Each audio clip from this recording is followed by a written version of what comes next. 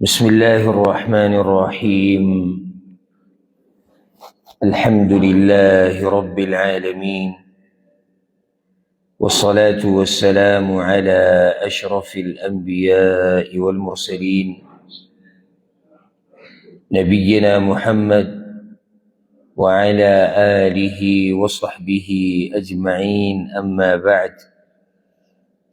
الله رب العزت بتوفيق سرا من کتاب عمدة الاحکام کې د زکات مسائل بیانول. بیا د زکات په مسلو کې مؤلف یو باب راوړی دی، صدقة الفطر، سرسایه. د هغې بعض مسلې بیان شوي، بعض به نن بیانو، بیا پسې د روژې مسایل شروع کړي او ډېر مناسب ځي کې د روژې دا مسایل هم رالو، ځکه چې میاشت بعد انشاءالله رمضان به الله دې ورته موږ ورسوي او الله دې موږ ته راورسوي. نو موږ به کوشش کوو چې نن، سبا او بل سبا دا 3 ورځې مسلسل د روژې مسایل او احکام بیان کړو، چې موږ د الله رب العزت د عبادت د روژه په داسې طریقه وکړو، په کومه طریقه چې الله زموږ نه غواړي، او انسان ځان ستړی کړي، کوشش کوي، عبادت کوي، مال لګوي، وخت ورکوي، بدن ستړی کوي، او الله دې نه کړي د هغې انجام راوځي چې هغه ته الله نه قبول کړی، نو خسر الدنیا والآخرة، دنیا او آخرت یې تاواني شو. او قرآن کې الله رب العزت د بعضو خلکو تذکره کړې ده، هل اتاک حدیث الغاشیه وجوه یومئذ خاشعه عاملة ناصبه. د قیامت په ورځ به بعض خلک داسې چې عمل به یې کړی خو ځان به یې ستړی کړی. نو زه یم چې دا ډېر بدبختی دي چې عمل یې کړی دی او بیا هسې ځان ستړی کړی دی. یو سړی دی بلکل عمل نه دی کړی، خو تباه دی، خو یو سړي عمل وکړو او سره د عمله تباه شو، دا ډېر لوی بدبخته دی. یو وجه دی چې انسان هغه عمل په داسې طریقه ونه کړي په کومه طریقه چې الله غواړي، هغه عمل بیا مردود شي. نو یو څو مسلې د فطراني او د سرسایي پاتې ده او پوره کړو، بیا به کتاب الصیام شروع کوو، د روژې مسایل.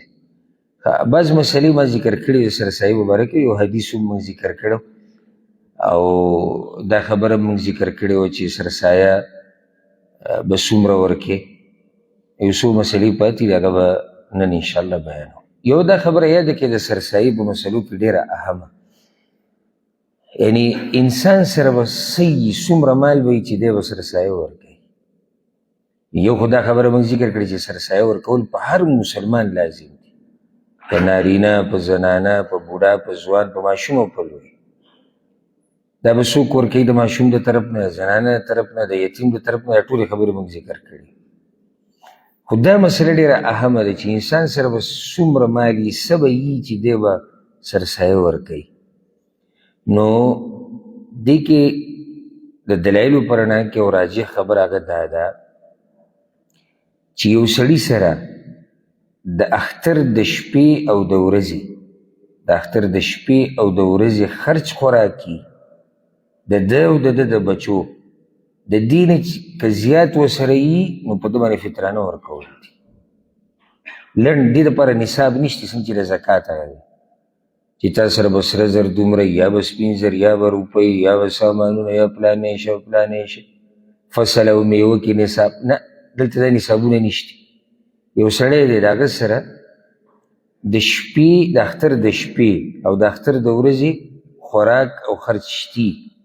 د ده او د هغه چا خرچ خوراک چې د ده په ذمه د هغوی خرچه ده، او د دې نه ورسره زیات دي، د شپې د ورځې د خرچ خوراک نه ورسره زیات دي، په ده باندې فطرانه شتي.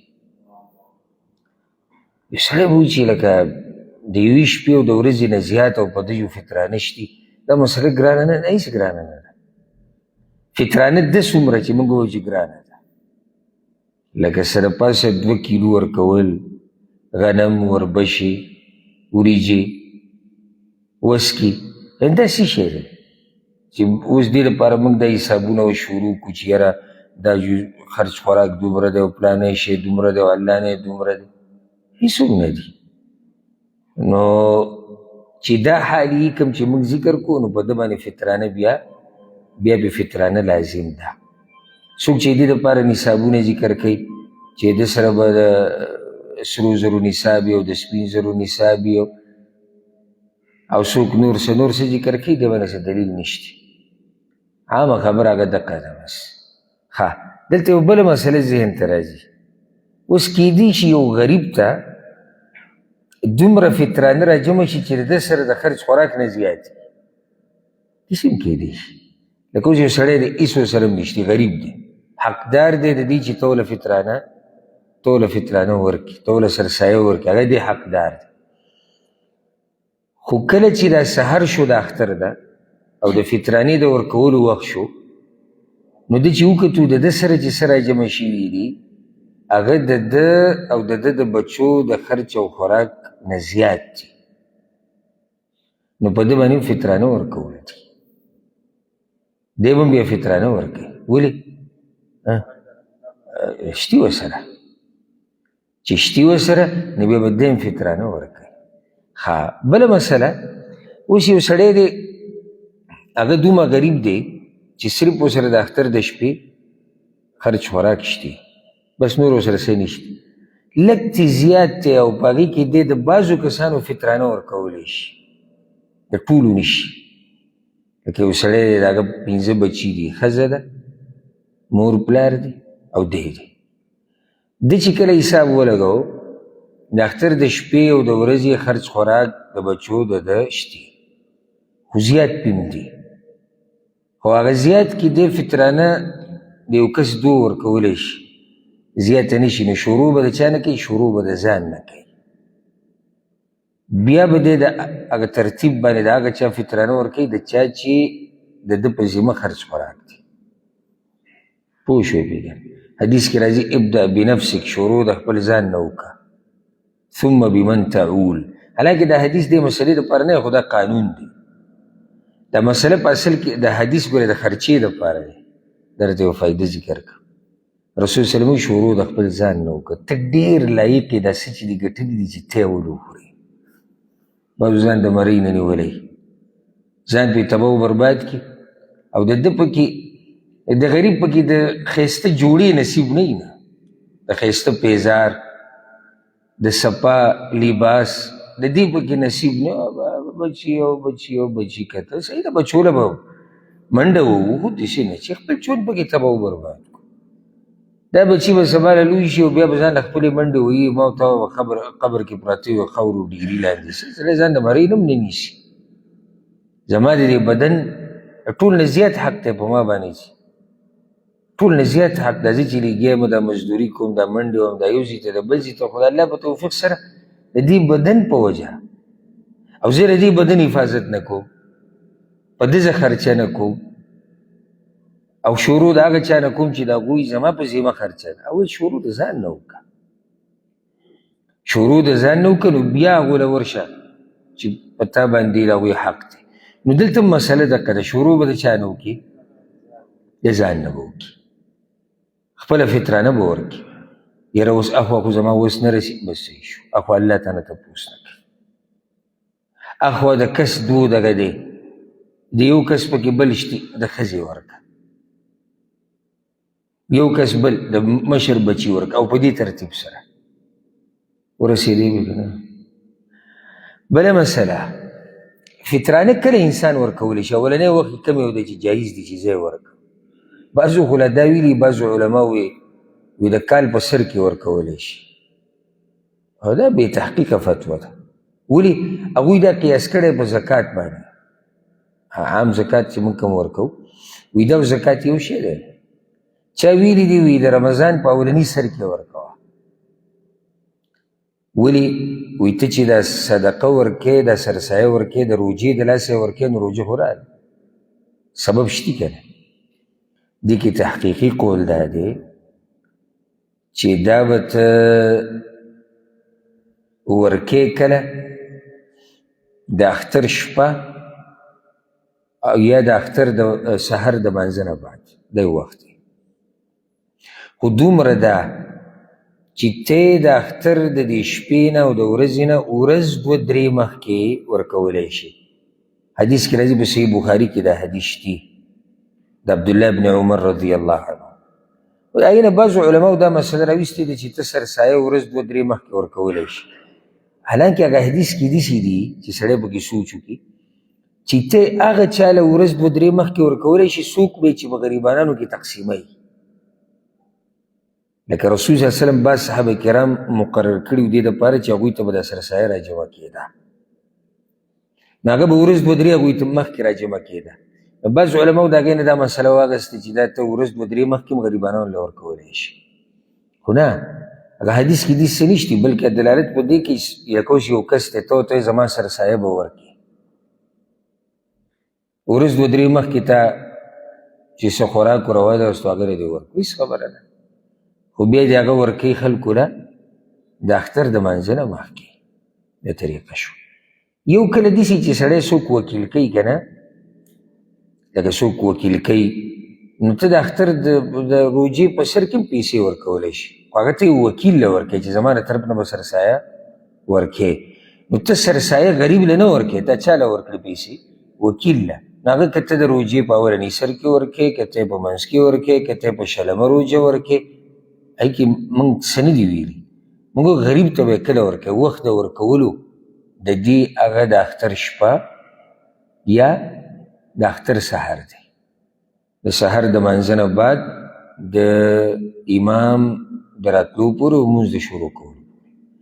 بله مسله ورسره دا یاده کړئ چې آخري وخت یې دقه دی چې امام لمونځ شروع کو، نو د دې نه اخوا بیا ته نشي ورکولی، نشي لیټ کولی. دا نه چې ته انتظار کوي امام لمونځ ختم کړي او بیا زه په لار راوځم چې غریبانان به ناست وي، بیا به زه هغوی له ورکوم. نه، که چا داسې وکړه نو د عامه صدقه ورکړه. من اداها قبل الصلاة روایت کې راځي، چا چې د مانځه نه مخکې سرسایه ورکړه فهي زکات مقبوله، دا سرسایه الله د ده نه قبلوي. ولې قبلوي؟ په خپل وخت کې ورکړه. ومن اداها بعد الصلاة، او چا چې د اختر د مانځه نه بعد سرسایه ورکړه فهي صدقة من الصدقات، دا عامه صدقه شوه، سرسایي وخت د ده نه لاړ. بیا د دې داسې کفاره نشته چې دی به اوس دا کوي او دغه وکړي، توبه دې الله ته وباسي، نو د ده نه وخت تللی دی. لکه څنګه چې د لوی اختر د قرباني ده، که څوک د اختر د منځه نه مخکې قرباني وکړي، رسول صلی الله علیه وسلم وایي دا دی یو ګډ حلال کو د غوښې دپاره. غوښې څه دي؟ د اختر د منځه نه بعد. نو دلته د سرسایي ورکولو وخت کم یو دی؟ اختر منځه نه مخکې. مقصد دا دی چې په غریبانانو باندې دا شپه او دا ورځ کوزي. نو ځکه الله رب العزت دې ته دغه وخت مقرر کړی، شریعت دا وخت مقرر کړی. ته بیا وروسته ورکې، که چېرته داسې وي چې په 2 اختر یې ورکه، په 3 یې ورکه، نو خو هغه مقصد حاصل نه شو. شریعت دا غواړي چې دا غریبانان، دا بېوسه خلک د دې مالدارو سره یا د چا چې ګزاره کېږي د هغوی سره په خوشحالیانو کې شریک شي. اختر شپه ده ستا کور کې پخلی کېږي، یو شی کېږي، اختر سحر دی یو شی بل شی، نو چې د غریبانانو هغه چولم بلی شي، هغوی ته هم څه نه څه خوشحالیانې ورسي. یو حدیث دی کې بل راوړی دی باب کې د ابو سعید الخدري رضی الله عنه وی كنا نعطيها في زمان النبي صلی الله علیه وسلم، موږ به د رسول صلی الله علیه وسلم په زمانه کې سرسایه ورکوله صاعا من طعام، یو صاع د خوراک نه، د ټکي ته غوږ کېږي، یو صاع خوراک نه. صاع موږ ویلو چې تقریبا په باندې 2 کیلو 40 ګرامه، ځکه احتیاطاً علما وایي 3 کیلو، 3 که هېڅ خبره نه. نو دا به موږ خوراک ورکو. او صاعا من تمر، یا به موږ یو صاع کجورې ورکولې سرسایه. او صاعا من شعیر، یا به موږ یو صاع غنم ورکولې. او صاعا من اقط، یا به موږ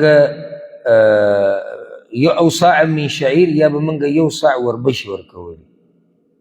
او صاعا من اقط، یا به موږ یو صاع پنیر ورکو. او صاعا من زبیب، یو صاع به موږ وسکې ورکولې. فلما جاء معاویه رضی الله عنه، کله چې د معاویه وخت راغی رضی الله عنه، هغه مشر، وجاءت السمراء، او غنم چې دی مدینې ته رالو په دغه په وخت کې مخکې غنم دومره نه و نو دا به د شام نه دا غنم راتلو سمرا چې کله دا غنم په مدینه کې ډیر شو او دا به د سوریه او د شام د طرف نه دا غنم راتلو نو هغه دا ووی معاویه دا ووی رضی الله عنه ارا مدا من هذا يعدل مدین ما ته داسې ښکاري زما رای دا ده معاویه رضی الله عنه چې یو چونګ د دې غنمو د دې نورو خوراکونو د 2 چونګو برابر دی موږ یو ساعه کې څو چونګی 4 چونګی نو دی وایي چې یو چونګ لکه دا نور خوراک چې 2 چونګه ورکړي یا 2 لپې به ووایو یوه لپه داسې ده لکه تا چې 2 لپې ورکړي نو معنی دا شوه د هغه رای دا وه او فتوه یې دا وه چې غنم چې ورکې نو غنم به نیم ساع ورکې یعنې څه د پاسه کیلو نو څه د پاسه کیلو چې تا غنم ورکړو لکه تا چې وربشې لکه تا چې کجوره لکه تا چې وسکې لکه تا چې پنیر ورکړو څه د پاسه 2 کیلو قال ابو سعيد رضي الله عنه اما انا هر چې زیمه فلا ازال اخرجه كما كنت اخرجه على عهد رسول الله صلى الله عليه وسلم زه خو هغه شان سرسایه ورکوم کومه چې ما د رسول صلی الله علیه وسلم په زمانه کې ورکوله او هغه 4 لپې زه 4 لپې ورکوم 2 لپې نه که غنم وي غنم زه 4 لپې ورکوم او دې روایت کې ډېرې مسلې دي خو د ټولو نه اهمه مسله چې هغې دپاره دا حدیث راوړی دی چې سرسایه به د څه نه ورکې نو سرسایه به د هغه خوراک نه ورکې چې د دغه معاشرې او د دغه خلکو خوراک نو همدغه تحقیقي خبره ده لکه دلته چې د حدیث کې د کوم خوراکونه ذکر شوي ده د هغه زمانه کې دغه خلکو خوراکونه نو غوره دا دی چې ته دې کې ورکې دا کوم چې د حدیث کې ذکر شو که دې کې نه نو بیا بل که څه خوراک یې د هغوی هغه هم ورکولی شي لکه د حدیث کې د وریجو تذکره شته نشته خو ته وریجې ورکولی شي ولې ځکه چې زمونږ اوس که زمونږ معاشرې ته وګورو نو وریجې زمونږ سره د خوراک یو لوی رزق دی چې وریجې موږ خورو نو ته به په دې کې وریجې ورکه غنم وربشې جوار وسکي او دا قسمه خوراکونه ته ورکولی شي څومره به یې ورکې ساع دی ساع موږ تذکره وکړه چې هغه څه د پاسې 2 کیلو ته جوړېږي او باندې 2 کیلو په دې کې یو فتوه دا ده او دا د بعضو علماو فتوه ده او په دې کې حدیثونه هم راغلي دي چې غنم چې دی دا ته څه د پاسه کیلو ورکولی شي غنم څه د پاسه کیلو ورکولی شي نو که سړی دغه او باندې 2 کیلو او 2-3 کیلو ورکړي دغه به ډېر ښه احتیاط پکې دی خو که څوک په دې قول عمل وکړي نو موږ یې ګناهګارولی نه شو ځکه چې دې باره کې روایت هم شتي او د بعضو صحابه کرامو دا فتوه هم وه لکه څنګه چې معاویه رضی الله عنه دا فتوه ورکړې کله چې غنم وویلی شي نو یا وربشي وویلی شي نو اوړه موږ ورکولی شو که نه لازمي نه چې دانې ورکړي نو او بالکل ورکولی شي ځکه چې یو حدیث کې سبحان الله دقه الفاظ دي او صاع من دقیق او دقیق په عربۍ کې اوړو ته وایي یو صاع اوړه ورکول نو غنم دي اوړه کړی شي یا وربشي دي یا جوار دي هغه ته ورکولی شي هېڅ حرج نشته لویه مسله چې لویه جاخه پې زموږ په ملکونو کې او زموږ د خلکو منځ کې جوړې چې پیسې ورکول پکار دي که نه خوراک ورکول پکار دي ګوره موږ دا 2-3 حدیثونه ذکر کړو په یو ځای کې هم رسول صلی الله علیه وسلم د پیسو باس نه دی کړی حالانکې د پیسې په هغه زمانه کې وي که نه وي وي په هغه زمانه کې نو داسې نه دی چې پیسې نه وي ځکه چې رسول صلی الله علیه وسلم ووایي چې یاره تاسو خوراک ورکوئ ځکه چې پیسې نشتي مجبوري ده په هغه ورځو کې هم دینارو درهمو روپۍ وي که نه نو ولې رسول صلی الله علیه وسلم روپۍ نه هوه چې رسول صلی الله علیه وسلم دا خوراکونه خو ولي دي چې یو ساعت دی کې یو ساعت دی کې دې کې ورکوي دې کې معنی دا چې ته به د خوراک نه ورکوي بیا موږ له نه دي په کار چې د شریعت په مقابله کې عقل جنګو چېرې د غریب به څه ته ضرورت وي او د غریب به څه ته ضرورت وي دا غریب زمونږ د عربي چې څومره پېژني دومره ما او تا نه پېژني زموږ د عربي چې څومره پیژني دومره ما ورته نه پیژني. او د ټولو نه لوی ضرورت چې انسان لري، هسې ته سوچ وکړه، د ټولو نه لوی ضرورت چې انسان لري څه ته لري؟ خوراک ته لري، که نه پیسو ته. جوړې که دا پیسې د ور ورکړم دی پې خوراک لري. بله ګوره موږ دا ووایي چې د چا سره د دې شپې او د ورځې خوراک وي نو دی به سره سایه ورکوي. معنی د دې غریبانانو سره نشته، د دغه شپې او د ورځې خوراک ورسره نشته، دوی خوراک ته ضرورت دی. نه دوی وروسته بیا ځان له خرڅوي، یو خرڅوي دی که نه. ته هغه څه وکړو چې شریعت تا ته ویلي دي، هغه دا چې ته څه ورکړه؟ خوراک ورکړه. اوس هغه راولګېدو خرڅ یې کړو، پیسې پې ځان له واخېست، نور څه پې علي، نور څه پې علي. تا خپل کار وکړو، د هغه دپاره روا دي چې څه کوي کوي دی. خو موږ به هغه څه کوو څه چې راته الله او د الله رسول ویلي دي. نو ځکه یا موږ خو په ځانې زړه په دې مطمئن دی الحمدلله چې قیمت پکې نشي ورکولی، خوراک به ورکوي. اگر که د بعضو علماو دا قول دی وي قیمت ورکولی شي، نو که څوک د دغه علماو په فتوه مطمئني چې نه بس موږ په هغې عمل کوو او قیمت ورکوي، نو موږ دا نه وایو چې سرسایه ونه شوه. لکه چې هغه هم د یو چا په قول روان دی او هغه هم ګمان به دی چې د سره به دلیل، نو موږ داسې نه وایو چې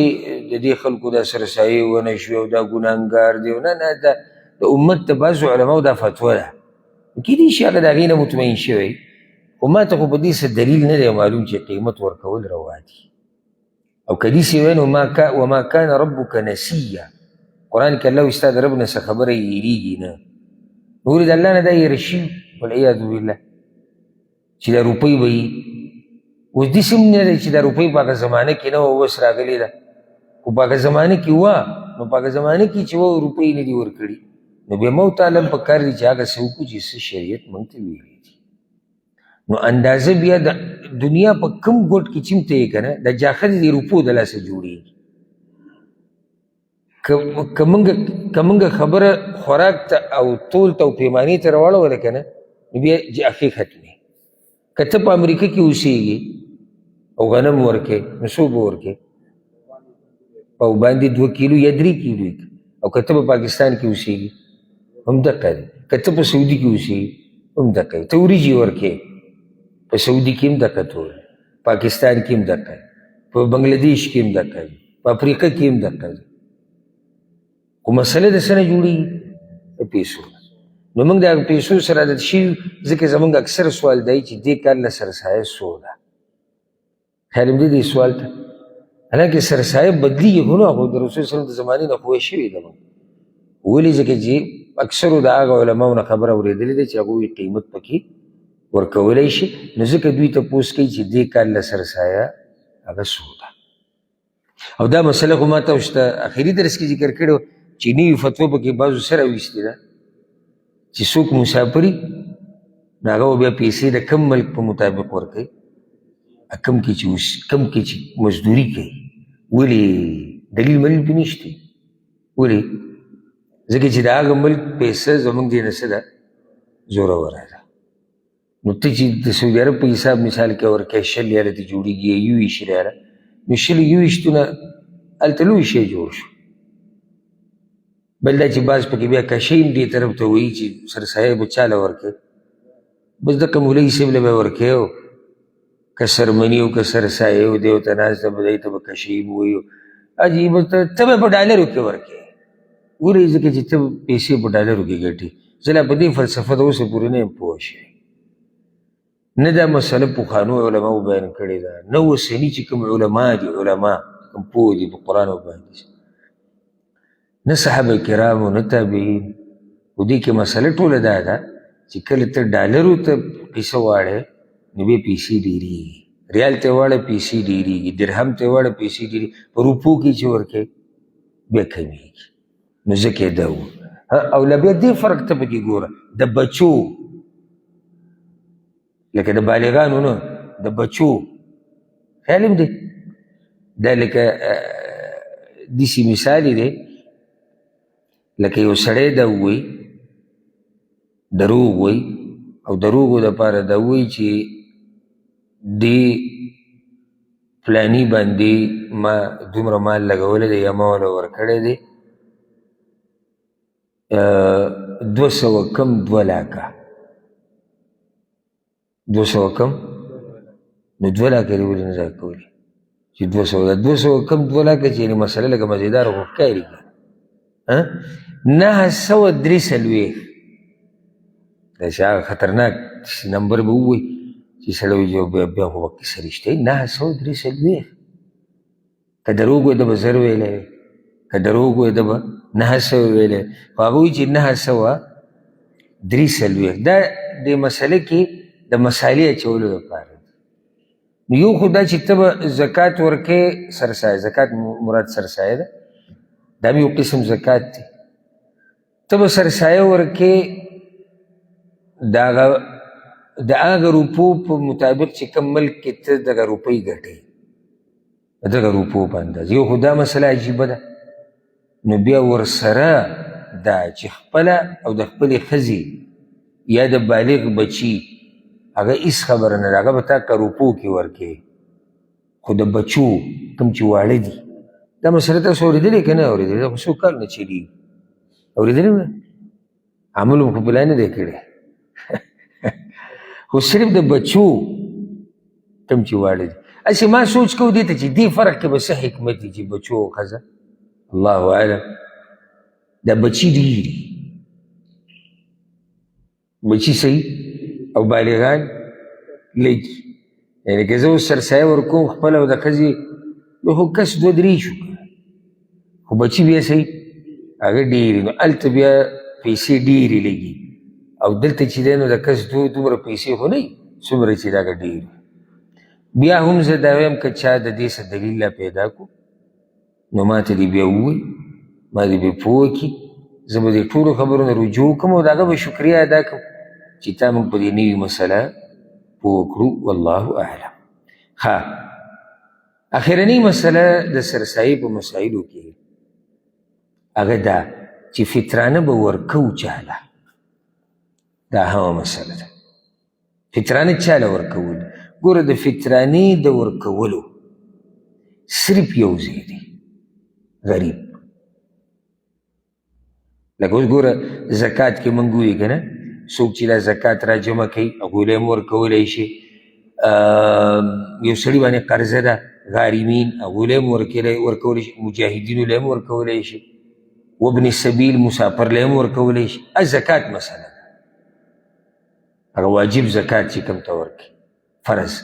دلته مسله د سرسایي ده دا به صرف چاله ورکړي دا به غریبانو له ورکړي همدقه د محققین علماو تحقیقي فتوا هم دا ده دا به صرف او صرف غریب له به ورکړي نو بیا زموږ یو څو غلطیانې دي په دې باب کې که موږ روپۍ ورکوو او که موږ خوراک ورکوو زه مسلې دواړو بیانوم سړی روپۍ ورکوي او سړی خوراک ورکوي د دواړو دپاره دا خبره ده چې ته به یې غریب له ورکوي نو که ته یو داسې ملک کې اوسېږي پردي ملک کې او تا ته غریبانان نه دي معلوم نو ته بیا دا خپل ملک ته لیږلی شي هلته څوک وکیل کولی شي چې زما دا پکې ورکړي دا جایز دي د ضرورت په وخت کې ضرورت څه دی چې یا تا ته غریبانان نه دي معلوم یا کوم ځای کې چې ته یې هلته غریبانان دومره نه دي څومره چې هغه ځای کې دي چې ته دغه ځي دغه علاقې نو اکثر زموږ دا مسافر کوي هم داسې د سرسایې پیسې ولیږي چېرته ملک ته وي هلته یې ورکوي نو یو خو دا کار روا دی دویمه خبره هغه دا ده چې معلومات به یې کوي چې غریب دی که نه ځکه چې اوس حالات داسې جوړ شوي دي چې بعضو دا سوال کول دا د هغوی کسب جوړ شوی دی دومره مالداره پکې دي چې ته به ورته حیران شي د هغوی دا کار کسب دی والعیاذ بالله او د دې بیا ځان له یو خوني الله دې ته موږ ساتي د دې به یو خوني لکه اوس ته سهار ووتې دلته لاړې ډیوټۍ له سهار په توره تیاره لاړې د شپې په توره تیاره لاړې او تا وګټلې 1.5 او 200 یې که 200 ریاله دې وګټلې او هغه چې هغه وویل الله مو بخه راکوي یا لارو کوڅو کې ګرځېدو هغه 300-400 ګټي. نو دی بیا دې سره عادت شي، ځکه به ته پکې وینې بعض دروغجن، ټول زه نه یادو، بعض دروغجن چې دا د هغوی کسب دی، ځوان سړی او بس جومات کې به ودرېږي او جړاګانې به شروع کړي. څوک وایي زما نه بټوه ورکه شوې ده، څوک وایي دا یو سیسټم پکې هم راوتی دی، خیال هم کړی ته سجي کې ودرېږې تا پسې به راشي هغه زه روان ومه د دوبۍ نه را روان ومه عمرې له، په لاره کې رانه بټوه ورکه شوې. نو که ته داسې کار وکړې چې زما دې ګاډي ته پېټرول واچي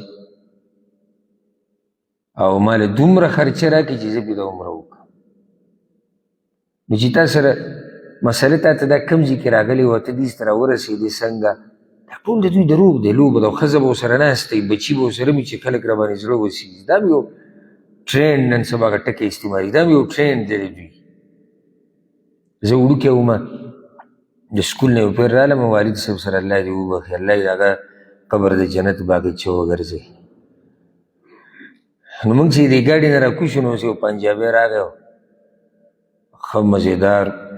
لباس یې اچولی دی او عربی لباس یې اچولی دی او ښځه ورسره هم ده، دوه بچي دي ګاډي کې، ښه مزېدار موټر دی. حاجي صاحب حاجي صاحب او رامنډې وهلې. هغو ته یې څه مسله ده، وی د دوبۍ نه را روان وو، لکه دوبۍ دا ټکي دوی یادوي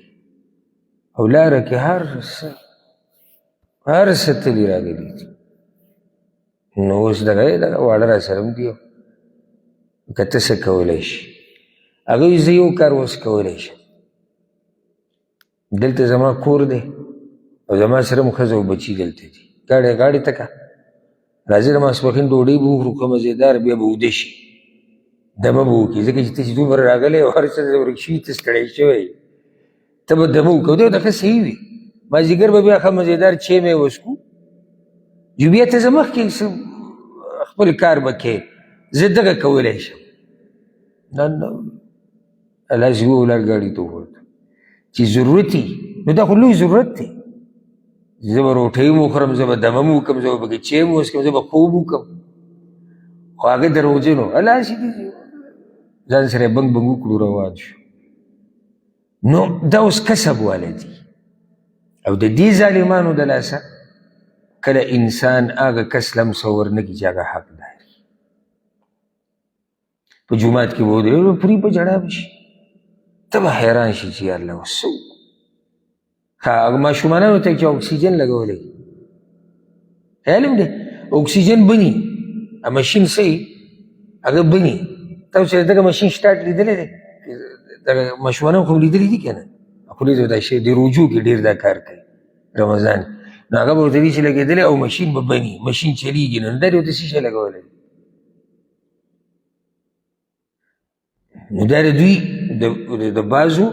کسب دی، دی طریقه ده، په دې باندې مالونه. بعضې څوک رانه خفه نه شي، دا خبره لږه درنه ده، بعض دا پیسې خلکو نه د مدرسې او د جوماتونو په نوم وایي. یو ټوکی به یې را پیدا کړی، هغه به اوږه پروت وي او بس رانه زموږ مدرسه ټول نه یادوم، ځکه مې ووایم څوک به رانه خفه شي، خو حق ویل پکار دي. بس زمونږ مدرسه او دای کتاب دی او دای سند دی او دا پلانې شي او دا پلانې شي او دا پلانې شي، چې ته معلومات وکړي هېڅوک نه. اما یو ویډیو کتلی کېدای شي تاسو هم کتلي، په ګاډي باقاعده سپیکر لګولی دی او ګرځي په پاکستان کې، دلته دې سپیکر ولګېږي چې کوم ځای ته یې رسوي. نظام داسې پکار دی، ځکه خو ماشاءالله دا ملک برابر دی، والله دوی د امن ساتي. زمونږ خو اړي ته خړي ته قصه دی چې څه دې وکړو، نو هغه په ګاډي سپیکر لګېدلی دی او ګرځي او پلانې جمعه پلانې چا پې شک شوی دی، سړی یې ودرولی. وایي دا مدرسه کوم ځای کې ده ته چې یادې؟ د جومات رښتیا د جومات کوم ځای کې ده؟ دا داسې دا ښی او ګس او دا طرفونه یې یادول. وایي دا کوم ځای کې ده ما ته به یې ښیې. دوه سره ماشومانان هغه به یې دې کورونو ته لېږل دننه، هغه ماشومانانو باندې چې داسې لکه دغه راوسته او خبره یې پرې سخته کړه، نو هغه ووایي چې زموږ 100 روپۍ دیاړي ده. ماشومانانو زموږ 100 یا 200 روپۍ زموږ دیاړي ده، نورې پیسې دی نه مدرسه شته نه جومات شته هېڅوک نشته. نو بیا دا کس تپوس وکړو دا د مانځه باره کې دې څه تپوس وکړو چې د قنوت دا دوا ورته ووایي که کومه وي دا پکې ووایه مولوي صاحب تاسو خو جومات هم شروع کړی قنوت هغه دعا ورنه ورکړی خو حلیه داسې مزیداره برابر کړې وه داسې مزیداره چې زه یم چې څومره خلک به تباه کړي او بیا دې بعضو له پکې خبرې ورځي تا به په جړا کې ښه داسې خبرې به راته وکړي ته دا سوچ کوې چې زه ډېر پوه سړی یم او زه ډېر هوښیار او ما څوک نشي دوکه کولی په داسې اندازه به راته خبره وکړي چې د هغه به دومره اوښکې نه تویېږي زوره چې به ستا روانې نو بیا ته جیب ته به لاجب لاس کړي یو کس قصه کوله ګره چې د چا ور ترغیب ورکړی دی چې مجلس کې خلک ناست لګیو نو ده خلک بیا به جذبه کې شوي دي جو چې څه جیبونو کې هغه خلکو راچولي دي که نه بیا کس پسې وي ګرځي دا راته کوم ځای کې چې قصه راغلې وه هلته دغه کلیوالې راته وي نو بیا په کس پسې ګرځېدو ځکه چې یو راپسې راغی هغه به خپل شناختي کارت څه ته ویشته و بازار کې جیب کې چې څه پراته وه هغه ورویشتي دي که نه هغې کې شناختي کارت یې برګزار کړی دی نو موږ د الله رحم دا دی چې الله موږ له اجر راکوي انشاءالله ځکه چې انما الاعمالو بالنیات وڅوک موږ سره دوکه کوي د بیمارۍ په نوم څوک دوکه کوي د یتیمۍ په نوم څوک دوکه کوي د جومات او د مدرسې په نوم الله یې د هغوی سره پوه شي خو زمونږ که موږ ورکو نو الله زمونږ صدقې قبلوي او که چېرته داسې نه وی نو بیا به ډېره ګرانه وي ځکه چې د زړونو حالات هغه چا ته معلوم دي هغه الله ته معلوم دي خو ته بیا هم څه نه څه تحقیق کوه تحقیق ډېر ښه شی دی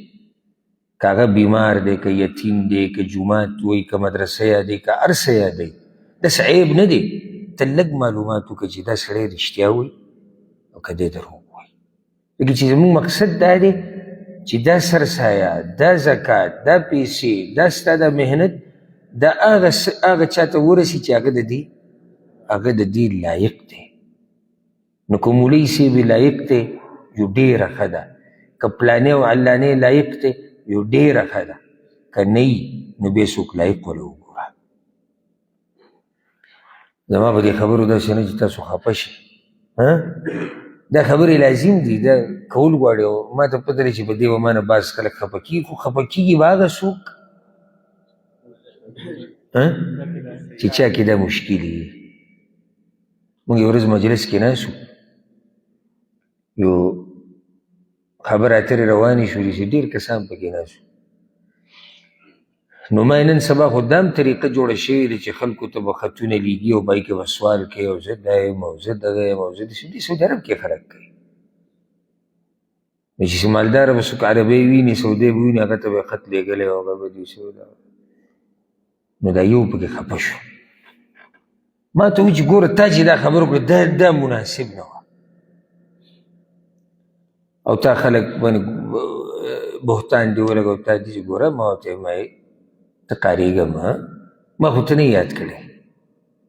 ته خو دغه خلکو کې نه یې چې خطونه لیږي او سوال کوي ته خو دغو کې نه یې وایي نه زه نه نو ما ته ولې غوسه کېږي غوسه کېږي خو ما په دې هغه څوک او خفه کېږي به هغه څوک چې چا کې دا مرض وي نو ما زما خو دا ګمان دی چې انشاءالله تا کې به دا مرض نه وي خو سړی په ډېر غوسه شو دا خبره وایي ستا زما خوښه نه شوه نو ما کې دې خوښېږي او که نه خوښېږي دا حقیقت دی چې د بعضو دا طریقه ده چې هغوی په سوالونه کوي په قسمه قسم انداز سره او بیا زموږ په ملکونو کې د سوالګرو هغه څه بل طبقه کې لګي داسې اندازه کې چې ته به ورته حیران شي دلته دې څه خبره رانه اوږدي خو دې بتې ته نږدې دغه ځای کې مخکینۍ خبره ده زه وړوکی وم جومات کې ما د مازدیګر لمونځ وکړو دې دروازې سره اوس اول کس ودرېدو چې زما په لاس باندې کینسر راغلی دی او سرې غوښې ښکارېدې او بلکل تاسو ته مه وایي که نه سړی په ژړا کوي چې دا کومه سخته په دې غریب باندې ده بیا یې دروازې سره ناست هغه دروازې کې ورته یو کس زما په مخکې ووایي وی دا دې غوښه دلته لګولې ده خو که حکومت دنه خبر شو نو داسې ځي ته دې رسېږي چې پته دې هم بیا ونه لګي ډایرکټ جو هغه غلستونه راکښته کړو نو غوښه یې په دې ځای لګولې وی او بل عجیبه دا دی چې ستا کینسر دغه کوم ځای چې خراب دی د ټول لاس نه پټۍ تاو ده او کوم ځای ښکاره دی کوم ځای خراب دی زمونږ ته چې عقل بند شي مونږ الله ته وګوره د لاس ته د خپې ته د دغه نو په داسې طریقه به دنه پیسې واخلي چې ته به څه شي ته به حیران شي او دا هم غله دي دا څه دي دا هم غله دي مونږ غل صرف چا ته وایو چې جیب دنه ووایي مونږ غل هغه ته وایو غل دا هم دی د غلو اقسام دي یو غل دا دی چې خلک دوکه کوي او دروغ ورته وایي نو مقصد زما د خبرې دی چې سرسایه د هغې حقدارو ته ورسوه څوک چې د دې لایق دی ته پېژنې کلي کې یو کورنۍ ده غریبه ده هغوی له یې ورکړه ستا په خپلوانو کې ګوره او موږ دویمه غلطي دا کوو چې موږ د خپلوانو نه واورو دا هم ګورې زموږ غلطي ده خیال هم دی لکه اوس تا ته خپل دی نږدې تا ته معلوم دی چې غریب دی ته دا سرسایه دله ولې نه ورکې د خپل له ولې نه ورکې نو دی به ګرځي را ګرځي پردی څوک به ګوري هغه له به یې ورکوي ته چې د خپل له ورکې نو دوه اجره در الله درکوي یو د خپلولي وپالله او دویم هغه د سرسایې اجر به در الله درکوي پوه پې شوئ که نه ښه د یو څو منټه پاتې دي د دې نه بعد مؤلف رحمه الله وی کتاب الصیام الصیام په عربۍ کې څه ته وایي روجې ته وایي د روجې مسایل به بیانوي موږ به کوشش کوو انشاءالله دا سرسري بعض یو څو خبرې به اوس د لږ وخت کې وکړو او بیا مسایل د روجې او دا ډېر اهم درسونه دي کوشش کوئ چې دې ته حاضري وکړئ واورئ سبا او بل سبا انشاءالله دغه مسلې به موږ بیانو د روجې دا چې روجه په صحیح طریقې سره ونیول شي کتاب الصیام عربۍ کې الصیام الصوم دا روجې ته وایي او د عربۍ په لغت کې د دې معنی د الامساک بندول صوم څه ته وایي بندولو ته لکه د مریم د عیسی علیه السلام د مور چې کله دا زوی وشو نو هغه غریب حیران و چې زه به دې قوم ته څه جواب ورکړو الله ورته طریقه وښو چې ته به خبرې نه کړې او چې چا د نم تپوس کوو نو ته به ورته وایي چې انی نذرت للرحمن صوما ما نن ځان بند کړی دی صوم هلته هم دی که نو هلته مراد تې دا روجه نه ده کومه روجې تې مراد ده د خبرو نه ځان بندول نو عربۍ کې الصوم روجې ته الصوم په دې وایي ځکه چې تا ځان بند کړی دی او شریعت کې د صوم مطلب دی ځان بندول د خوراک او څښاک او خواهشاتو نه او د هر هغه څه نه چې روجه پې ماتېږي د سحر د راختو نه د نور د ډوبېدو پورې په نیت د عبادت دې ته روجه وایي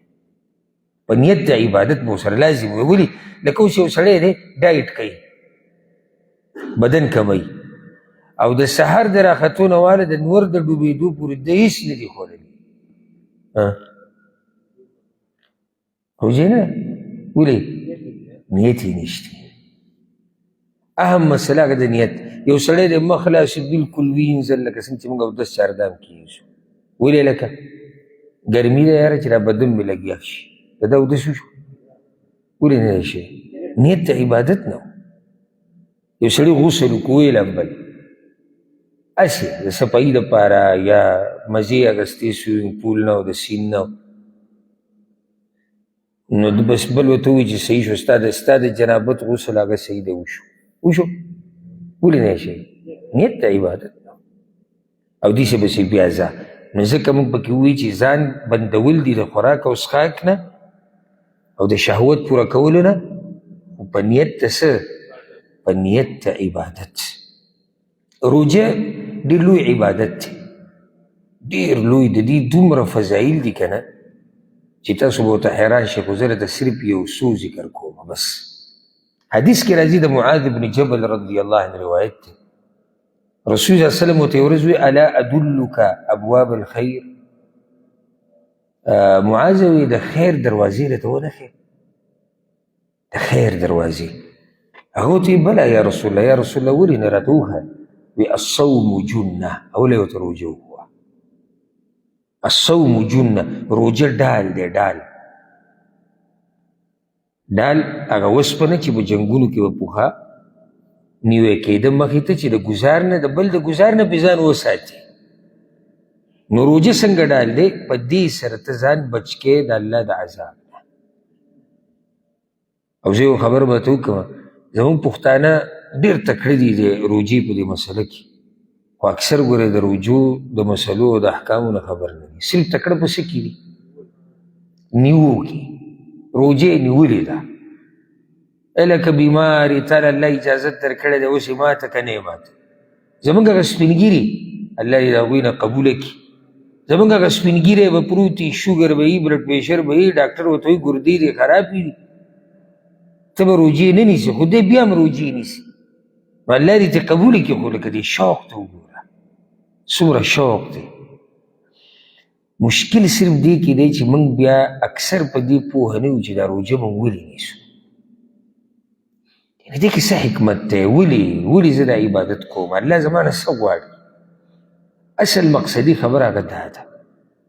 دا روژې چې موږ نیسو د دې فضیلت یو دا دی چې په دې سره ته ځان بچ کې د څه نه؟ ځان بچ کې د عذاب نه. ځکه یو حدیث کې راځي الصیام جنه وحصن حصین من النار. دا داسې ډال دی او داسې لکه ته چې ځان د اور او خپل منځ کې یو مضبوط دیوال ووایې، په دې سره الله تعالی داسې بچ کوي. ها روژې چې دي په دې کې الله رب العزت لوی خیر اچولی دی. یو خیر په دې کې هغه دا دی چې انسان کې پرهیزګاري راځي. لعلکم تتقون، الله قرآن کوي روژې په تاسو الله پرهیز کړي دي. ولې؟ چې تاسو کې تقوا راشي. حدیث کې راځي سبحان الله، رسول الله صلی الله علیه وسلم وایي، صحیح بخاري کې دا حدیث دی، من صام یوما فی سبیل الله، چا چې یو ورځ روژه ونیوه خو د الله دپاره، بعد الله وجهه عن النار 70 خریفا، الله به د ده دا مخ د جهنم نه او دی به د جهنم نه دومره لرې کړي لکه د 70 کالو په اندازه باندې. دا صرف یو ورځ چې ته روژه ونیسي. او ځکه رسول الله صلی الله علیه وسلم ابو امامه رضی الله عنه ته ویلو، دا یو صحابي راغی په رسول الله صلی الله علیه وسلم پسې، یا رسول الله، ناشنا خبره ورته وکړه، یا رسول الله داسې څه راته وښایه چې په هغې سره الله رب العزت ماله فایده راکړي او نفع راکړي. رسول الله صلی الله علیه وسلم ورته ویل علیک بالصوم فانه لا مثل له. که خیر او فایده غواړې که نه،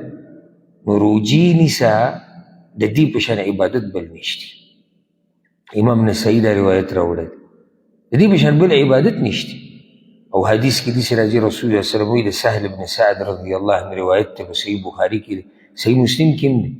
ان فی الجنة بابا یقال له الریان. په جنت کې یو دروازه ده او د هغه دروازې نوم دی الریان. د جنت ډېرې دروازې دي، یو نه ده، او د هر یو بې ځان له نوم دی. یو پکې دی، یو دروازه پکې دی، د هغې نوم دی الریان. يدخل منه الصائمون يوم القيامة. په دې دروازه به صرف روژتیان هغه ننوځي. لا يدخل منه احد غیره، د دوی نه علاوه پرې نور څوک نشي ننوتی.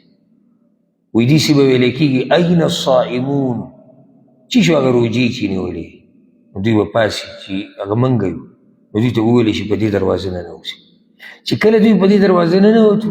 بیا به دا دروازه بنده شي، نور څوک به پرې نشي ورننوتی. خاص دروازه په جنت کې په دې نوم ده، دلالت کوي چې دا عبادت معمولی عبادت نه دی، لوی عبادت دی. یو حدیث کې راځي، ډېر خوندور حدیث دی، امام مسلم راوړی، امام بخاري په ادب مفرد کې راوړی، د ابو هريره رضی الله عنه. رسول الله صلی الله علیه وسلم یو ورځ دې ملګرو نه تپوس وکړو، من اصبح اليوم منکم صائما، تاسو کې نن روژې چا نیولې دي؟ چا روژې نیولې ده؟ ابو بکر صدیق پاسې وایي زما روژه ده. فمن اتبع منکم اليوم جنازه، نن تاسو کې د جنازې سره څوک تللی و؟ ابو بکر صدیق پاسې وایي زه تللی وم. فمن اطعم منکم اليوم مسکینا، نن غریب له خوراک چا ورکړی؟